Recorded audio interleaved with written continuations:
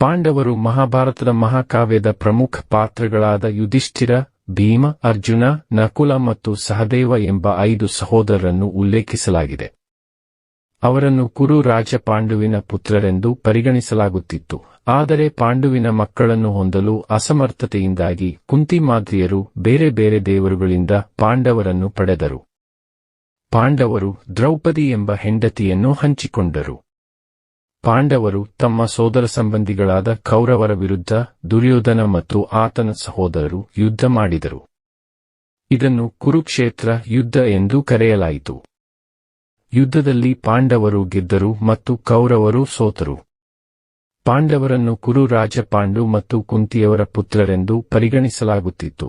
ಆದರೆ ಪಾಂಡುವಿನಿಂದ ಸ್ವಾಭಾವಿಕವಾಗಿ ಮಕ್ಕಳನ್ನು ಗರ್ಭಧರಿಸಲು ಅಸಮರ್ಥತೆಯಿಂದಾಗಿ ಬೇರೆ ಬೇರೆ ದೇವತೆಗಳಿಂದ ಜನಿಸಿದರು. ಪಾಂಡುವಿಗೆ ಋಷಿಯು ನೀಡಿದ ಶಾಪದಿಂದಾಗಿ ಮಕ್ಕಳನ್ನು ಪಡೆಯಲು ಸಾಧ್ಯವಾಗಲಿಲ್ಲ.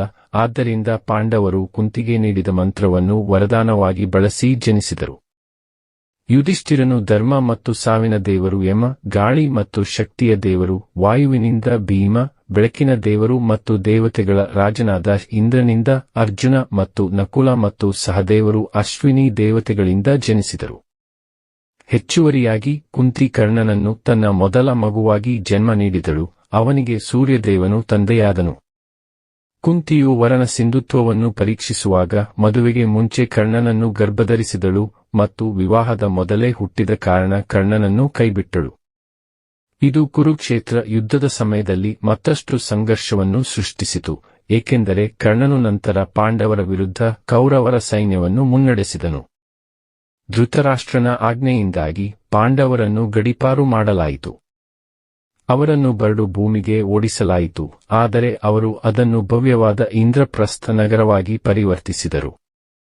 ಹಗೆತನದ ದುರ್ಯೋಧನನು ಯುಧಿಷ್ಠಿರನನ್ನು ದಾಳ ಆಟದಲ್ಲಿ ಜೂಜು ಆಡಲು ಆಹ್ವಾನಿಸಿದನು. ಇದು ಮಹಾಕಾವ್ಯದ ಮಹತ್ವದ ತಿರುವುಗಳಲ್ಲಿ ಒಂದಾಗಿದೆ. ಯುಧಿಷ್ಠಿರನು ತನ್ನ ಜೂಜಿನ ಚಟದಿಂದಾಗಿ ತನ್ನ ಸಂಪತ್ತು, ಸಾಮ್ರಾಜ್ಯ ಮತ್ತು ಆಸ್ತಿಗಳನ್ನು ಕಳೆದುಕೊಂಡನು. ಇದು ಶಕುನಿಯು ದಾಳದ ಆಟದಲ್ಲಿ ಮೋಸ ಮಾಡಿದ್ದು ಕಾರಣವಾಯಿತು. ಆದ್ದರಿಂದ ಪಾಂಡವರನ್ನು 13 ವರ್ಷಗಳ ಕಾಲ ವನವಾಸಕ್ಕೆ ಕಳುಹಿಸಲಾಯಿತು.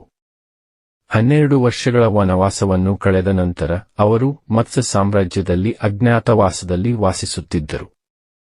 ಅನಂತರ ಪಾಂಡವರು ಸೈನ್ಯವನ್ನು ಸಂಗ್ರಹಿಸಿ ಮತ್ತು ಕೌರವರನ್ನು ಎದುರಿಸಲು ಮತ್ತು ಅಂತಿಮವಾಗಿ ಸೋಲಿಸಲು ಕೃಷ್ಣನ ಮಾರ್ಗದರ್ಶನವನ್ನು ಪಡೆದರು. ಪಾಂಡವರು ಹಸ್ತಿನಾಪುರ ಮತ್ತು ಕುರು ಸಾಮ್ರಾಜ್ಯದ ರಾಜನ ಸ್ಥಾನಮಾನವನ್ನು ಮರಳಿ ಪಡೆದರು.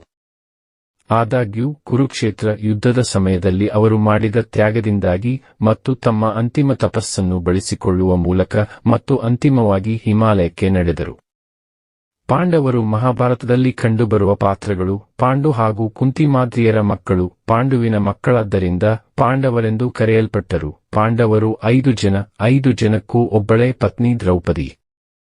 ಕುಂತಿಯ ಮಕ್ಕಳು: ಯುಧಿಷ್ಠಿರ ಯಮನಿಂದ, ಭೀಮ ವಾಯುವಿನಿಂದ, ಅರ್ಜುನ ಇಂದ್ರನಿಂದ. ಮಾದ್ರಿಯ ಮಕ್ಕಳು: ಅವಳಿಗಳು, ನಕುಲ ಅಶ್ವಿನಿ ದೇವತೆಗಳಿಂದ, ಸಹದೇವ ಅಶ್ವಿನಿ ದೇವತೆಗಳಿಂದ. ಪಾಂಡವರ ಪತ್ನಿ ದ್ರೌಪದಿ.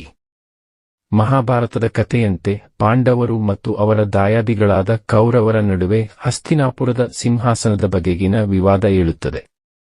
ಪಗಡೆಯಾಟವೊಂದರಲ್ಲಿ ಸೋತ ನಂತರ ಪಾಂಡವರು 12 ವರ್ಷ ವನವಾಸ ಮತ್ತು 1 ವರ್ಷ ಅಜ್ಞಾತವಾಸ ಅನುಭವಿಸುತ್ತಾರೆ.